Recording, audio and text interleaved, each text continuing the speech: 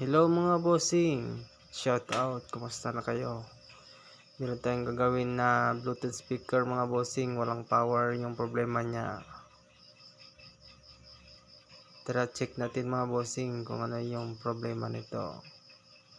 Una, check natin yung kanyang battery kung merong laman. Ayun mga idol, 2 volts lang yung laman. Check natin yung kanyang switch. Ayun, gumagana naman mga bossing. So, yung problema niya mga bossing ay charging port niya. Terminal. Papalitan natin mga bossing. Ito pala yung ginawa ko mga bossing. Time lapse lang. Madali lang ito i-connect mga bossing.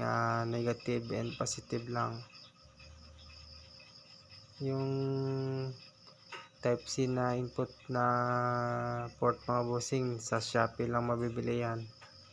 At mas matibay ito mga bossing kaysa doon sa kanyang dating port na micro type lang.